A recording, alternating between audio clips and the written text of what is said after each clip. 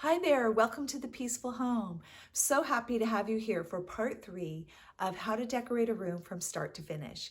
And today I am going to show you step by step how my husband and I did these board and batten walls. If you're new here, I'm Teresa Elling. I am a professional organizer, parenting coach, wife, and homeschool mom to 6 graduated kids. I love home design and I love decorating my home. I always need to keep it in balance though. I've seen so many women that either have gone to one extreme of being obsessed with their home and forgetting the reason for the decor, and the other side of women that are so discouraged because they don't like their home and they don't know how to change it or make it any better. So of course we want our homes to be lovely, inviting places. And that is so important when raising children and inviting our friends and family over. We want to create peaceful spaces that are inviting and make people feel welcome in our homes. Now, I debated including this video in the series because not every room is going to need board and batten or a structural change. But if you are doing changes like this or repairs, this is the time to do it. Step 4 is going to be painting, and I will do a painting 101 for a basic bedroom. I finished painting all the board and batten, but I will be painting the walls, showing you how to cut in all the steps and tricks that you need to know. I absolutely have to give a shout out to my husband, Kevin. He was amazing and worked on this project with me. I love to do woodworking and painting, and I can usually do most things on my own, but this project, I could not have done it without him. These huge sheets of board, kind of like a plywood, or in this case, common board, are 4x8 sheets, and they're huge and they bend and they're so difficult to work with. He was so amazing to come home, I know, being tired at the end of a day and still willing to help me with this project. If you're not so much interested in a project like this, all of the steps, feel free to fast forward and get to the reveal at the end. I will say that in April of 2021, currently, the price of wood is insane. It has like tripled or quadrupled since COVID, and the quality is really poor, at least what we were able to find. So much wood that was bent and warped and twisted, and we had to go through piles just to find some straight good boards. What we used were 1x2s to go right on top of the existing baseboard. And that just gave us another kind of foundation. And then we put the board up and we used common board.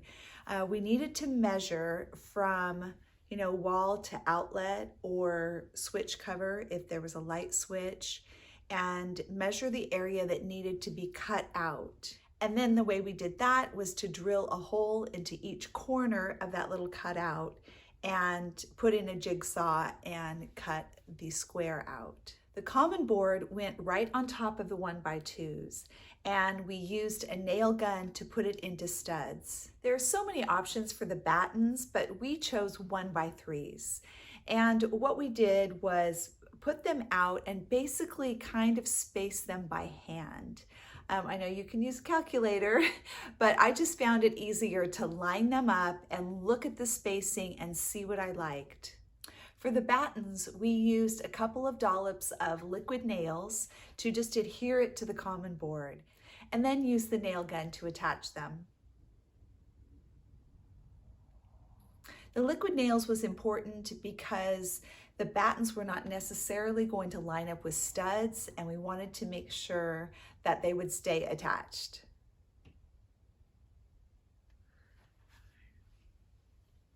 It's also important that you use a level as you're putting your battens up to make sure that they're straight. The next step was to do a 1x4 on the top. Now, I think if I were to do this again, I would probably put the 1x4 up first and then make each cut and probably make sure that the battens are all the way up against the 1x4 so that if there's any gap that needs to be filled, it's at the bottom and not the top.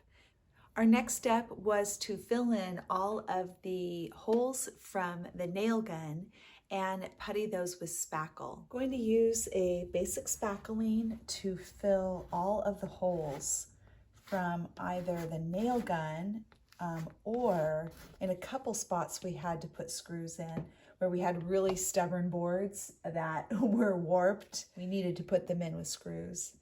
I normally flatten out my spackle and I press some plastic wrap over it and make sure the lid is on very tight. And because we live in an area that has very hot summers, I also keep this indoors in my laundry room, because if it's kept outside in a garage, it will just dry out much faster.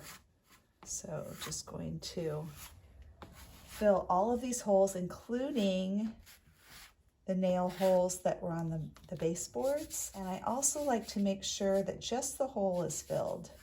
And I kind of rub off any excess. Not too worried about this. This can be lightly sanded.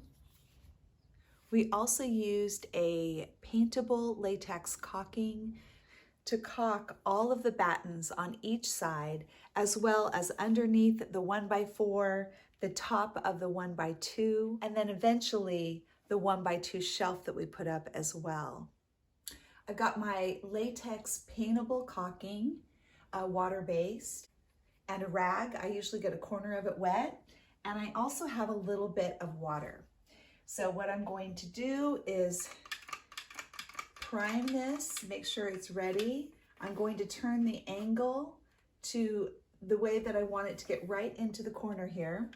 Start at the top, even pressure, and just pull down all along the wood. If you can see it's not touching both sides, you'll need to either apply a little more pressure to get more caulk in the corner, or just go back and go over it again.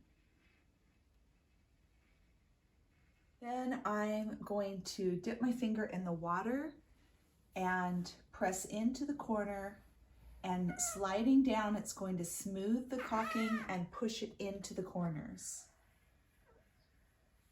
If you do get any caulking on the board or the batten, you can just use your wet cloth to wipe it off.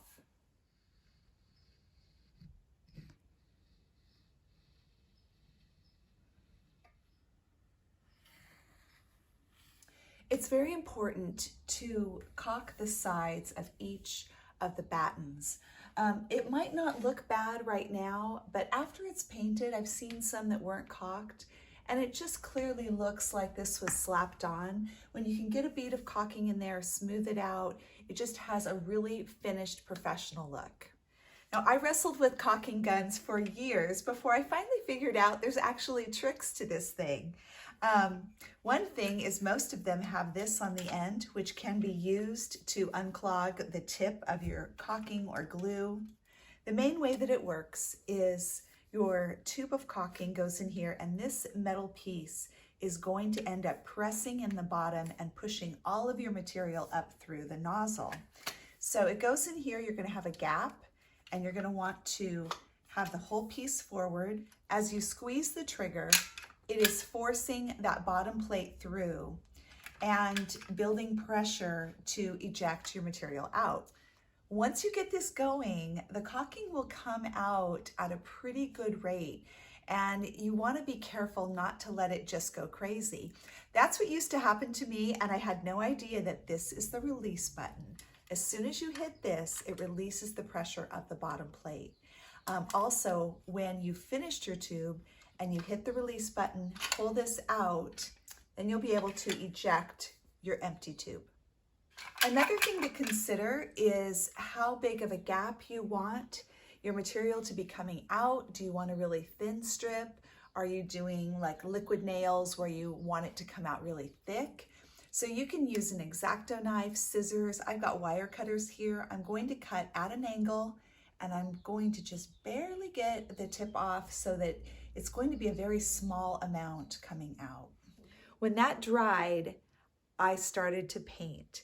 And I have to admit, the painting took much longer than I anticipated because every single batten had to be cut in. So I had to cut in all the way around here, and then I filled in with a small roller.